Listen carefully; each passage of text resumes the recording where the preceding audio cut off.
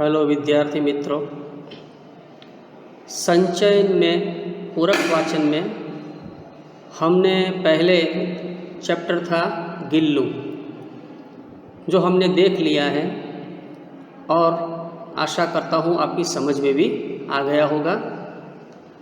अब संचयन में ही हम दूसरा जो चैप्टर है स्मृति के जो लेखक है श्री राम शर्मा है, अपने जीवन पर आधारित एक साहस कथा है। उन्होंने किस तरह से सांप का प्रतिकार किया था और उसके शिकंजे में से किस तरह चिट्ठियाँ बाहर लाई, उसकी एक साहस कथा आज हम देखने वाले हैं। तो आइए आज हम देखते हैं स्मृति चैप्टर 2। श्री राम शर्मा उसके लेखक है। सन 1908 ईस्वी सन की बात है। दिसंबर का आखिर या जनवरी का प्रारंभ होगा। चिल्ला जाड़ा पड़ रहा था, यानी बहुत ठंड पड़ रही थी। 2-4 दिन पूर्व कुछ बूंदाबांदी हो गई थी, यानी थोड़ी सी बरसात हुई थी। इसलिए शीत की भयंकरता और भी बढ़ गई थी। सायंकाल के 3:30 या 4 बजे होंगे। कई साथियों के साथ मैं झरबेरी के बेर तोड़ तोड़ कर खा रहा था। झरबेरी यानी जिस पर बेर आते हैं और उसको झाड़कर उस पे से बोर तोड़े जाते हैं, उसे कहते हैं। कि गांव के पास से एक आदमी ने जोर से पुकारा कि तुम्हारे भाई बुला रहे हैं, शीघ्र ही घर लौट जाओ। मैं घर को चलने लगा। साथ में छोटा भाई भी था। भाई साहब की मार का डर था, इसलिए सहमा हुआ चला जाता था। समझ में नहीं आता था कि कौन सा कसूर बन पड़ा। डरते डरते घर में घुसा। आशंका यानी संदेह, शंका, आशंका थी कि बेर खाने के अपराध में ही तो पेशी न हो। पर आंगन में भाई साहब को पत्र लिखते पाया। अब पिटने का भय दूर हुआ। हमें देखकर भाई साहब ने कहा, इन पत्रों को ले जाकर मक्खनपुर डाकखाने में डाल आओ। तेजी से जाना, जिससे शाम की डाक में चिट्ठियाँ निकल जाए। ये बड़ी ज़रूरी है। जाड़े के दिन थे, तिस पर हवा के प्रकोप से कपकपी लग रही थी। हवा मज्जा यानी हड्डी तक ठिठुरा रही थी। इसलिए हमने कानों को धोती से बांधा। माँ ने भूंजाने के लिए थोड़े चने एक धोती में बांध दिए, नाश्ते के लिए सेके हुए चने। हम दोनों भाई अपना अपना डंडा लेकर घर से निकल पड़े। उस समय उस बबूल के डंडे से जितना मोह था, उतना इस उम्र में राइफल से नहीं। मेरा डंडा अनेक सांपों के लिए नारायण वाहन हो चुका था। मक्खनपुर के स्कूल और गांव के बीच पड़ने वाले आम के पेड़ों से प्रतिवर्ष उससे आम झुरे जाते थे, यानी कि पाड़े जाते थे, तोड़े जाते थे। इस कारण वह मुख डंडा सजीव सा प्रतीत होता था। प्रसन्न वदन यानी आनंदित होकर हम दोनों मक्खनपुर की ओर तेजी से बढ़ने लगे। चिट्ठियों को मैंने टोपी में रख लिया, क्योंकि कुर्ते में जेबें न थी। हम दोनों उछलते कूदते एक ही सांस में गांव से 4 फलांग दूर उस कुएं के पास आ गए, जिसमें एक अति भयंकर काला सांप पड़ा हुआ था। कुआं कच्चा था और 24 हाथ गहरा था। उसमें पानी न था। उसमें न जाने सांप कैसे गिर गया था। कारण कुछ भी हो, हमारा उसके कुएं में होने का ज्ञान केवल 2 महीने का था। बच्चे नटखट होते ही है। मक्खनपुर पढ़ने जाने वाली हमारी टोली पूरी बानर टोली थी। एक दिन हम लोग स्कूल से लौट रहे थे कि हमको कुएं में उझकने की सूझी। उझकना यानी पाँव ऊपर करके अंदर झांकना। सबसे पहले उझकने वाला मैं ही था। कुएं में झांक कर एक ढेला फेंका कि उसकी आवाज़ कैसी होती है। उसके सुनने के बाद अपनी बोली की प्रतिध्वनि, जिसे हम इको साउंड बोलते हैं, प्रतिध्वनि सुनने की इच्छा थी। पर कुएं में ज्यों ही ढेला गिरा त्यों ही एक फुसकार सुनाई पड़ी। कुएं के किनारे खड़े हुए हम सब बालक पहले तो उस फुसकार से ऐसे चकित हो गए जैसे किलोले करता हुआ मृग समूह अति समीप के कुत्ते की भौंक से चकित हो जाता है। उसके उपरांत सभी ने उछल उछल कर एक एक ढेला फेंका और कुएं से आने वाली क्रोधपूर्ण फुसकार पर कह कहे लगाए, यानी जोर से हंसने लगे।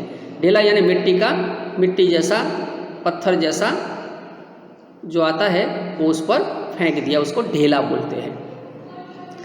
सख्त मिट्टी जिसे हम बोलते हैं। गांव से मक्खनपुर जाते और मक्खनपुर से लौटते समय प्रायः प्रतिदिन ही कुएं में ढेले डाले जाते थे। मैं तो आगे भागकर आ जाता था और टोपी को एक हाथ से पकड़कर दूसरे हाथ से ढेला फेंकता था। यह रोजाना की आदत सी हो गई थी। सांप से फुसकार करवा लेना मैं उस समय बड़ा काम समझता था। इसलिए जैसे ही हम दोनों उस कुएं की ओर से निकले, कुएं में ढेला फेंककर फुसकार सुनने की प्रवृत्ति जागृत हो गई, यानी क्रिया शुरू कर दी। मैं कुएं की ओर बढ़ा। छोटा भाई मेरे पीछे ऐसे हो लिया जैसे बड़े मृग शावक, यानी मृग का बच्चा मृग शावक के पीछे छोटा मृग शावक हो लेता है। कुएं के किनारे से एक ढेला उठाया और उछलकर एक हाथ से टोपी उतारते हुए सांप पर ढेला गिरा दिया। पर मुझ पर तो बिजली सी गिर पड़ी। सांप ने फुसकार मारी या नहीं, ढेला उसे लगा या नहीं, यह बात अब तक स्मरण नहीं। टोपी के हाथ में लेते ही तीनों चिट्ठियाँ चक्कर काटती हुई कुएं में गिर रही थी। अकस्मात जैसे घास चरते हुए हिरन की आत्मा गोली से हत होने पर निकल जाती है और वह तड़पता रह जाता है, उसी भांति वे चिट्ठियाँ क्या टोपी से निकल गई, मेरी तो जान निकल गई। उनके गिरते ही मैंने उनको पकड़ने के लिए एक झपट्टा भी मारा, ठीक वैसे जैसे घायल शेर शिकारी को पेड़ पर चढ़ते देख उस पर हमला करता है। पर वे तो पहुंच से बाहर हो चुकी थी। उनको पकड़ने की घबराहट में मैं स्वयं झटके के कारण कुएं में गिर गया होता। कुएं की पाट पर बैठे हम रो रहे थे। छोटा भाई ढांढे यानी कि जोर जोर से मारकर और मैं चुपचाप आंखें डबडबाकर। पतीले में उफान आने पर ढकना ऊपर उठ जाता है और पानी बाहर टपक जाता है। निराशा, पिटने के भय और उद्वेग से रोने का उफान आता था। पलकों के ढकने भीतरी भावों को रोकने का प्रयत्न करते थे, पर कपोलों पर आंसू ढुलक ही जाते थे। माँ की गोद की याद आती थी। जी चाहता था कि माँ आकर छाती से लगा ले और लाड़ प्यार करके कह दे कि कोई बात नहीं, चिट्ठियाँ फिर लिख ली जाएगी। तबीयत करती थी कि कुएं में बहुत सी मिट्टी डाल दी जाए और घर जाकर कह दिया जाए कि चिट्ठी डाल आए। पर उस समय मैं झूठ बोलना जानता ही न था। घर लौटकर सच बोलने पर रुई की तरह धुनाई होती, यानी मार पड़ती। मार के ख्याल से शरीर ही नहीं मन भी कांप जाता था। सच बोलकर पीटने के भावी भय और झूठ बोलकर चिट्ठियों के न पहुंचने की जिम्मेदारी के बोझ से दबा मैं बैठा सिसक रहा था। इसी सोच विचार में 15 मिनट होने को आए। देर हो रही थी और उधर दिन का बुढ़ापा बढ़ता जाता था, यानी सूर्य अस्त होता जा रहा था। कहीं भाग जाने की तबीयत करती थी, पर पीटने का भय और जिम्मेदारी की दुधारी तलवार कलेजे पर फिर रही थी। दृढ़ संकल्प से दुविधा की बेड़ियां कट जाती है। मेरी दुविधा भी दूर हो गई। कुएं में घुसकर चिट्ठियों को निकालने का निश्चय किया। कितना भयंकर निर्णय था, पर जो मरने को तैयार हो उसे क्या? मूर्खता अथवा बुद्धिमता से किसी काम को करने के लिए कोई मौत का मार्ग ही स्वीकार कर ले, और वह भी जानबूझकर, तो फिर यह अकेला संसार से भिड़ने को तैयार हो जाता है। और फल, उसे फल की क्या चिंता? फल तो किसी दूसरी शक्ति पर निर्भर है। उस समय चिट्ठियाँ निकालने के लिए मैं विष दर से भिड़ने को तैयार हो गया। पासा फेंक दिया था। मौत का आलिंगन हो अथवा सांप से बचकर दूसरा जन्म, इसकी कोई चिंता न थी। पर विश्वास ये था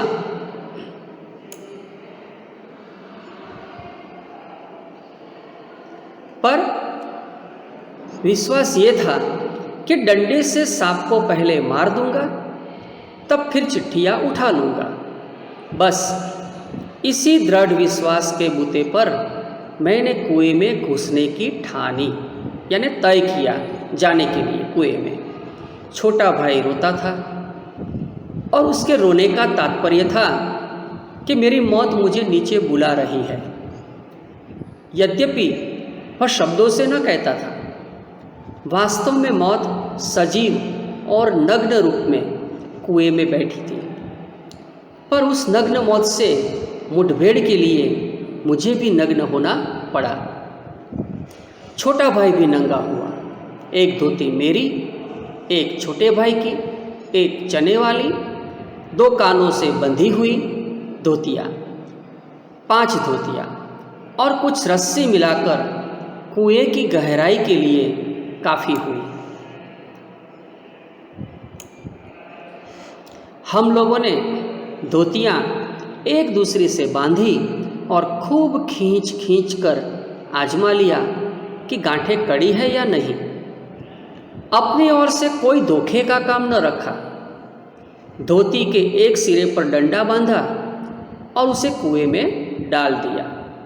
दूसरे सिरे को डैंग, यानी लकड़ी का छोटा टुकड़ा, जिसे चरसपुर कहते हैं, जिस पर चरसपुर टिकता है, वो कि चारों ओर एक चक्कर देकर और एक गांठ लगाकर छोटे भाई को दे दिया। छोटा भाई केवल 8 वर्ष का था, इसीलिए धोती को डैंग से कड़ी करके बांध दिया और तब उसे खूब मजबूती से पकड़ने के लिए कहा। मैं कुएं में धोती के सहारे घुसने लगा। छोटा भाई रोने लगा। मैंने उसे आश्वासन दिलाया कि मैं कुएं के नीचे पहुंचते ही सांप को मार दूंगा, और मेरा विश्वास भी ऐसा ही था। कारण यह था कि इससे पहले मैंने अनेक सांप मारे थे, इसलिए कुएं में घुसते समय मुझे सांप का तनिक भी भय न था। उसको मारना मैं बाएं हाथ का खेल समझता था। कुएं के धरातल से जब 4-5 गज रहा हूँगा, तब ध्यान से नीचे को देखा। अकल चकरा गई। सांप फन फैलाए धरातल से एक हाथ ऊपर उठा हुआ लहरा रहा था। पूंछ और पूंछ के समीप का भाग पृथ्वी पर था।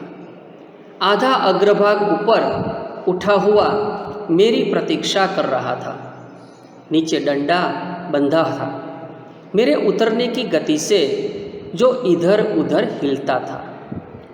उसी के कारण शायद मुझे उतरते देख सांप घातक चोट के आसन पर बैठा था।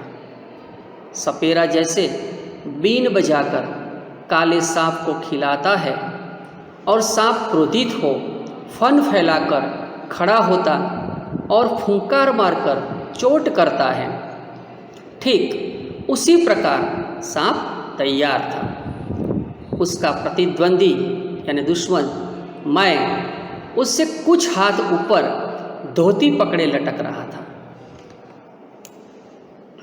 धोती डैंग से बंधी होने के कारण कुएं के बीचों बीच लटक रही थी और मुझे कुएं के धरातल की परिधि के बीचों बीच ही उतरना था। इसके माने थे कि सांप से 1.5-2 फुट गज नहीं की दूरी पर पैर रखना, और इतनी दूरी पर सांप पैर रखते ही चोट करता।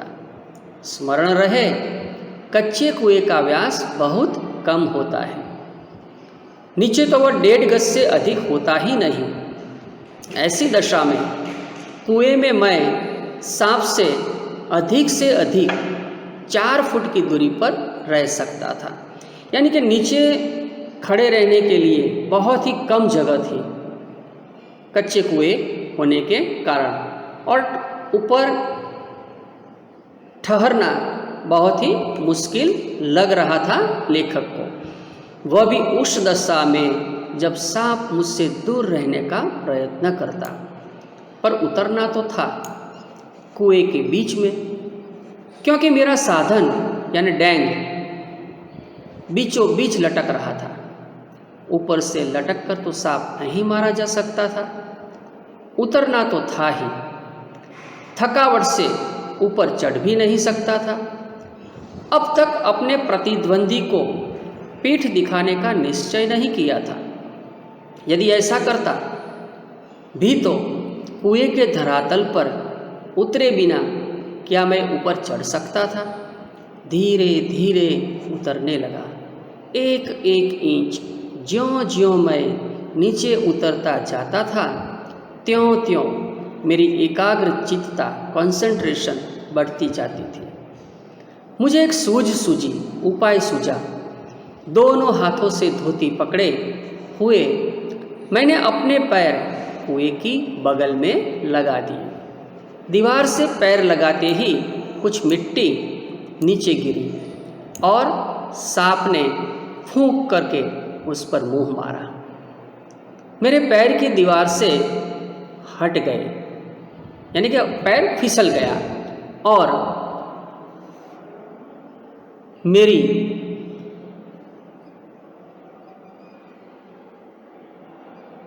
ऊपर से समकोण बनाती हुई लटकती रही। पर इससे सांप से दूरी और कुएं की परिधि पर उतरने का ढंग मालूम हो गया। तनिक झूलकर मैंने अपने पैर कुएं की बगल में सटाए यानी गड़ाए और कुछ धक्के के साथ अपने प्रतिद्वंदी के सम्मुख कुएं की दूसरी ओर 1.5 गज पर कुएं के धरातल पर खड़ा हो गया। यानी कि जैसे तैसे करके कुएं के दीवार पर लेखक ने अपने पैर गड़ा दिए और धरातल पर यानी जमीन पर वो खड़े हो गए। आंखें चार हुई, यानी एक दूसरे से आंखें मिली, शायद एक दूसरे को पहचाना। सांप को चक्षुश्रवा कहते हैं। ऐसा माना जाता है कि सांप अपनी आँखों से सुनता है, इसीलिए उसको चक्षुश्रवा बोलते हैं। मैं स्वयं चक्षुश्रवा हो रहा था। अन्य इंद्रियों ने मानो सहानुभूति से अपनी शक्ति आँखों को दे दी हो। सांप के फन की ओर मेरी आंखें लगी हुई थी कि वह कब किस ओर को आक्रमण करता है। सांप ने मोहनी सी डाल दी थी, यानी करिश्मा कर दिया था। उसके पर से आंखें दूर नहीं होती थी। शायद वह मेरे आक्रमण की प्रतीक्षा में था। पर जिस विचार और आशा को लेकर मैंने कुएं में घुसने की ठानी थी, वह तो आकाश को सुनता, यानी शून्यवत हो गया। मनुष्य का अनुमान और भावी योजनाएं कभी कभी कितनी मिथ्या और उल्टी निकलती है। मुझे सांप का साक्षात होते ही अपनी योजना और आशा की असंभवता प्रतीत हो गई। डंडा चलाने के लिए स्थान ही न था, क्योंकि कुएं में बहुत ही संकरी जगह होती है, तो लाठी को खड़े होकर घुमाना वो बिल्कुल संभव नहीं था।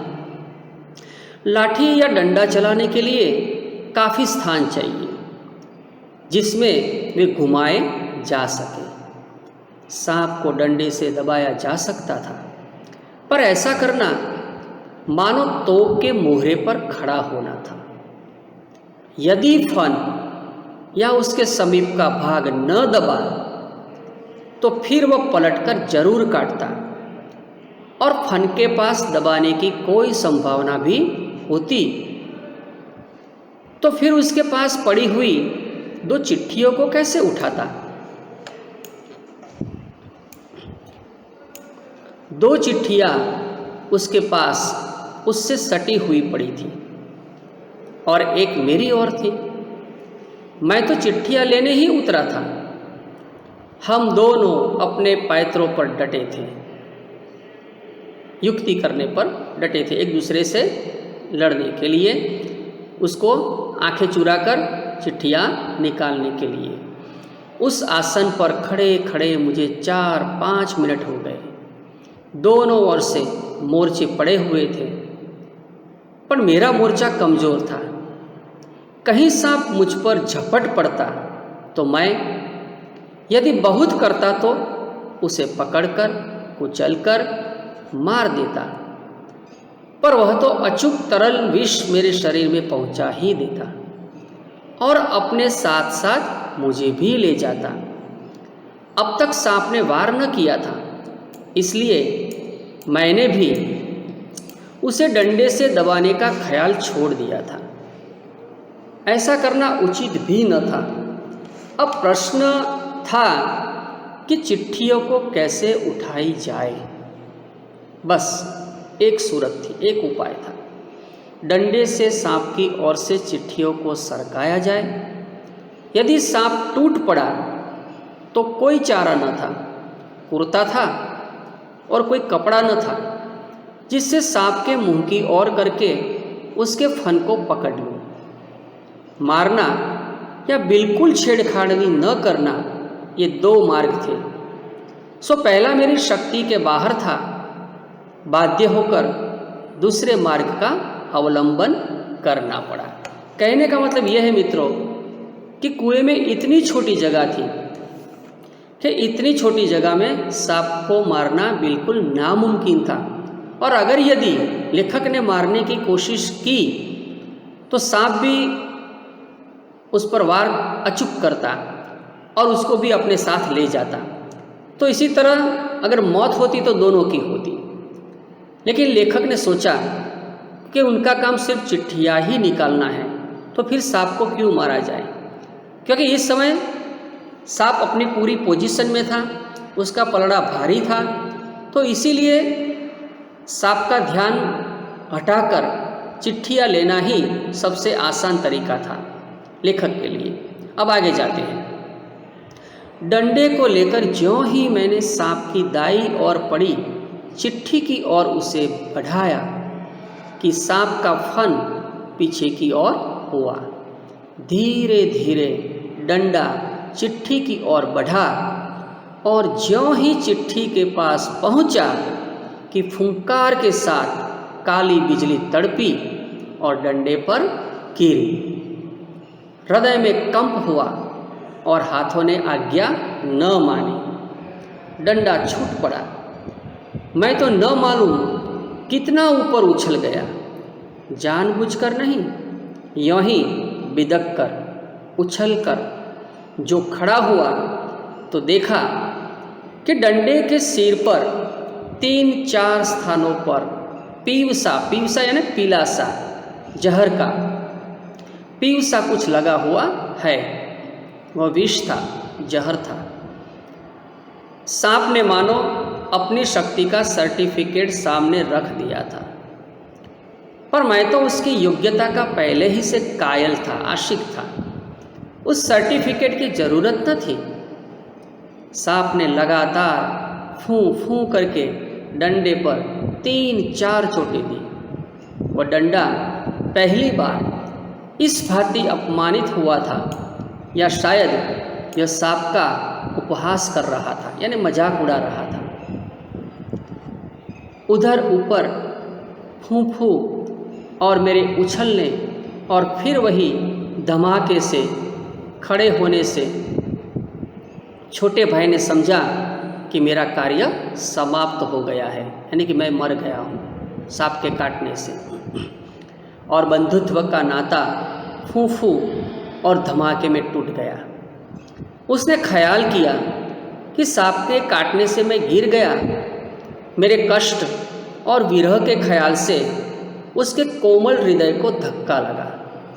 भातृस्नेह के ताने बाने को चोट लगी, उसकी चीख निकल गई। छोटे भाई की आशंका बेजा न थी, यानी बेबुनियाद नहीं थी, पर उस फूं और धमाके से मेरा साहस कुछ बढ़ गया। दोबारा फिर उसी प्रकार लिफाफे को उठाने की चेष्टा की। अब की बार सांप ने वार भी किया और डंडे से चिपक भी गया। डंडा हाथ से छूटा तो नहीं, पर झिझक, सहम अथवा आतंक से अपनी ओर को खींच गया और गुंजल्फ यानी कुंडली मारता हुआ सांप का पिछला भाग मेरे हाथों से छू गया। उफ, कितना ठंडा था। डंडे को मैंने एक और पटक दिया। यदि कहीं उसका दूसरा वार पहले होता तो उछलकर मैं सांप पर गिरता और न बचता। लेकिन जब जीवन होता है तब हजारों ढंग बचने के निकल आते हैं। वह दैवी कृपा थी। डंडे के मेरी ओर खींच आने से मेरे और सांप के आसन बदल गए। मैंने तुरंत ही लिफाफे और पोस्टकार्ड चुन लिए। चिट्ठियों को धोती के छोर में बांध दिया और छोटे भाई ने उन्हें ऊपर खींच लिया। डंडे को सांप के पास से उठाने में भी बड़ी कठिनाई पड़ी। सांप उससे खुलकर उस पर धरना देकर बैठा था। जीत तो मेरी हो चुकी थी, पर अपना निशान गंवा चुका था। आगे हाथ बढ़ाता तो सांप हाथ पर प्रहार करता। इसलिए कुएं की बगल से एक मुट्ठी मिट्टी लेकर मैंने उसकी दाईं ओर फेंकी कि वह उस पर झपटा, और मैंने दूसरे हाथ से उसकी बाईं ओर से डंडा खींच लिया। पर बात की बात में उसने दूसरी ओर भी वार किया। यदि बीच में डंडा न होता तो पैर में उसके दांत गड़ गए होते। अब ऊपर चढ़ना कोई कठिन काम न था। केवल हाथों के सहारे पैरों को बिना कहीं लगाए हुए 36 फुट ऊपर चढ़ना मुझसे अब नहीं हो सकता। 15-20 फुट बिना पैरों के सहारे केवल हाथों के बल चढ़ने की हिम्मत रखता हूँ। कम ही, अधिक नहीं। पर उस 11 वर्ष की अवस्था में मैं 36 फुट चढ़ा। बाहें भर गई थी, छाती फूल गई थी, धौंकनी यानी सांस चल रही थी। पर एक एक इंच सरक सरक कर अपनी भुजाओं के बल मैं ऊपर चढ़ आया। यदि हाथ छूट जाते तो क्या होता, इसका अनुमान करना कठिन है। ऊपर आकर बेहाल होकर थोड़ी देर तक पड़ा रहा। देह को झाड़ झूर कर धोती कुर्ता पहना, यानी साफ किया। फिर किशनपुर के लड़के को, जिसने ऊपर चढ़ने की चेष्टा को देखा था, ताकीद यानी चेतावनी करके कि वह कुएं वाली घटना किसी से न कहे, हम लोग आगे बढ़े। और अब सन 1915 में मैट्रिकुलेशन पास करने के उपरांत ये घटना मैंने माँ को सुनाई। सजल नेत्रों से माँ ने मुझे अपनी गोद में ऐसे बिठा लिया जैसे चिड़िया अपने बच्चों को डैने के नीचे छिपा लेती है। डैने यानी पंख के नीचे, पंख फैलाकर। कितने अच्छे थे वे दिन। उस समय राइफल न थी, डंडा था, और डंडे का शिकार कम से कम उस सांप का शिकार राइफल के शिकार से कम रोचक और भयानक न था। तो मित्रों, ये थी हमारी आज की स्टोरी, जिसमें लेखक की बहादुरी का वर्णन किया गया है। तो अब हम देखते हैं क्वेश्चन की ओर। आपको ये जो क्वेश्चन मैं अभी जो समझा रहा हूँ, वो सारे क्वेश्चन आपको नोटबुक में लिख लेने हैं। और जो दूसरे जो क्वेश्चन है इसी तरह के, मैंने इसीलिए इसमें लिया, आपको पता चले कि 3 मार्क्स में आपको कैसे क्वेश्चन लिखने हैं। तो दूसरे ऐसे आपको क्वेश्चन भी लिख लेने हैं। कौन सी नोट में पता है ना? संचयन वाली नोट में। तो आइए हम पहले प्रश्नों की ओर जाते हैं। पहला प्रश्न जो है कि इस पाठ को पढ़ने के बाद किन किन बाल सुलभ शरारतों के विषय में पता चलता है। इन पाठ को पढ़ने के बाद किन किन बाल सुलभ यानी कि बालकों करते हैं ऐसी शरारतों के विषय में पता चलता है। अथवा तो ऐसे भी कह सकते हैं कि बच्चे किस प्रकार की शरारतों में आनंद लेते हैं। तो आंसर ये है कि बालक यानी कि बालक ज़्यादातर शरारती होते हैं, कुछ ना कुछ करते रहते हैं, बैठते नहीं हैं। उन्हें छेड़छाड़ करने में आनंद मिलता है, लेकिन वो निर्दोष होती है। यदि उनकी छेड़छाड़ से कोई हलचल होती हो तो वे उसमें बहुत मजा लेते हैं। सांप को व्यर्थ में ही फुफकारते देखकर वे बड़े खुश होते थे। आपको पता होगा, अभी मैंने बताया कि स्कूल आते जाते वो मिट्टी का ढेला कुएं में फेंकते थे और सांप की फुसकार सुनकर खुश होते थे। बालकों की प्रकृति के स्वच्छंद वातावरण में विहार करने में भी असीम आनंद मिलता है। वे झरबेरी के बेर तोड़ तोड़ कर खाते हैं तथा मन में आनंदित होते हैं। वे आम के पेड़ पर चढ़कर डंडे से आम तोड़कर खाने में खूब आनंद लेते हैं। कहने का मतलब ये कि बाल सुलभ जो जो शरारतें वो करते थे, जो हमारे चैप्टर में बताया गया है, सांप को छेड़ना, झरबेरी के बेर झड़कर खाना, स्वच्छंद वातावरण में विहार करना, आम के पेड़ पर चढ़ना और डंडे से आम को तोड़कर चोरी छुपी से खाना, ये सारी बातें उनकी शरारतों में आती हैं। बराबर। अब दूसरा क्वेश्चन लेते हैं कि मनुष्य का अनुमान और भावी योजनाएं कभी कभी कितनी मिथ्या और उल्टी निकलती है का आशय स्पष्ट कीजिए। हमें देखा अभी कि लेखक को अभी तक ऐसा लगता था कि मैं एक ही डंडे के वार से सांप को मारकर गिरा दूंगा, लेकिन उसका ये अनुमान कैसे गलत होता है। उन्होंने जो सोचा था वो जब अंदर धरातल में गए कुएं के, तो उनको अपने प्रयास को कैसे चेंज करना पड़ा वो हमने देखा। तो इसी बात पर ये आंसर लिखा हुआ है कि कभी कभी मनुष्य घर में बैठे बैठे मन ही मन कुछ कल्पनाएं करता है। ये मनुष्य का स्वभाव है, क्योंकि मन कभी भी विराम नहीं लेता है, कुछ ना कुछ करता रहता है।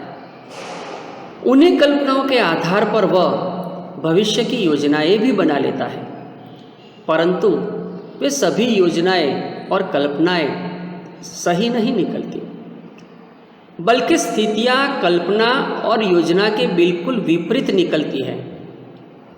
लेखक ने सोचा था कि वह डंडा उठाकर कुएं में जाएगा और सांप को मारकर चिट्ठियां निकाल लाएगा। उसने इस काम को बाएं हाथ का खेल माना, बहुत आसान माना, परंतु जब उसने फन फैलाए फुफकारते सांप को देखा तो उसकी सारी योजनाएं और कल्पनाएं धरी की धरी रह गई। ये कहने का मतलब है। बराबर। तो जैसे जैसे मनुष्य योजना बनाता जाता है, वैसे वैसे वो सारी बातें उसके अंदर आती है और वो चली जाती है। अब दूसरी बात है कि स्मृति के आधार पर लेखक की बहादुरी का वर्णन कीजिए। अब ये जो दो क्वेश्चन है वो हमारी रेफरेंस में सही तरीके से उसकी लिखावट न होने के कारण आपको पढ़ाई में थोड़ी दिक्कत रहेगी, लेकिन मैं क्वेश्चन आपको बता देता हूँ। तो ये दोनों क्वेश्चन आपको अंदर से परीक्षा उपयोगी प्रश्नोत्तर में से लिख लेना है कि लेखक का युक्ति कौशल प्रशंसनीय है, सिद्ध कीजिए। कहने का मतलब ये है कि स्मृति पाठ में लेखक जब कुएं के अंदर से चिट्ठियाँ निकालने के लिए, सांप से लड़ने के लिए जाते हैं, वो एक बहुत ही बहादुरी का और साहस का काम था जो लेखक ही कर सकते थे, क्योंकि उसमें मौत का भारी खतरा था। लेकिन भाई के मार के डर से लेखक ने ये काम अपने हाथ में लिया और छोटे भाई की मदद लेकर वे कुएं में सांप को मारने के लिए उतरते हैं। वो सबसे बड़ा साहस है और कोई साहसी व्यक्ति ही ऐसा कर सकता है। और विशेष रूप से यदि देखा जाए तो इसमें कई सारे जोखिम उठाना वो एक तरह का दुस्साहस है। वैसे देखा जाए तो मूर्खतापन है, लेकिन सांप के घर में जाना, उसके आँखों में आँखों डाल के उसके सामने से चिट्ठियों को निकालना वो सबसे बड़ी बात थी, सबसे बड़ा मौत का उसमें खतरा था। लेकिन फिर भी भाई अपने साथी को रोते हुए देखकर उसका जो डर था, ऐसी स्थिति में भी उन्होंने ये साहस की, ये बात हिम्मत का परिचय देती है। और वही बात आती है युक्ति कौशल्य में कि मनुष्य की बुद्धि यानी कि लेखक की बुद्धि उपजाऊ है। परिस्थिति के आधार पर हम नए नए उपाय को खोजने में सक्षम हैं। जैसे ही उसकी गिनती आती है और बुद्धि पर नए नए उपाय खोजने के लिए जाते हैं, तो पहले उस भाई की मार से बचने के लिए जो तरीके अपनाते हैं, झूठ नहीं बोलना, ये भी एक जिम्मेदारी है। जिम्मेदारी की भय से भागना नहीं चाहिए, ये बात इसमें हमें प्रेरित करती है। तो कहने का मतलब ये है कि वो संकल्प करते हैं कि किसी भी तरह से वो इन चिट्ठियों को बाहर लाकर उसको इकट्ठा करेंगे और आपस में बांधते हैं।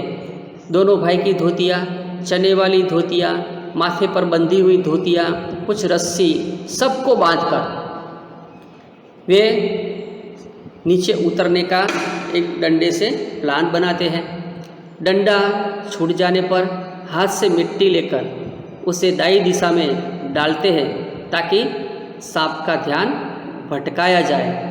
लेकिन सांप आसन बदलता है, तो उस समय आसन बदलते ही वो चिट्ठियों को समेटकर ले लेते हैं। और इसी प्रकार युक्तियों का सहारा लेकर उन्होंने अपना जो काम था चिट्ठियों को लेने का, वो पूरा कर दिया।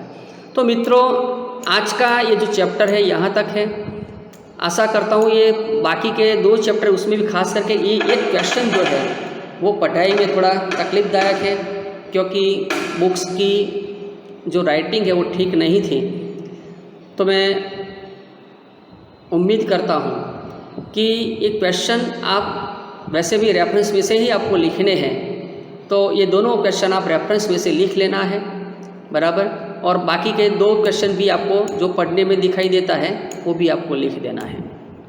और उसी प्रकार आपको संचयन की नोटबुक में ये चैप्टर लिख लेना है, बराबर। अगर समझ में न आए तो मुझे व्हाट्सएप भी कर सकते हो, फ़ोन भी कर सकते हो, और अच्छी तरह से तैयारी करो। इसी आशा के साथ गुड बाय, थैंक यू।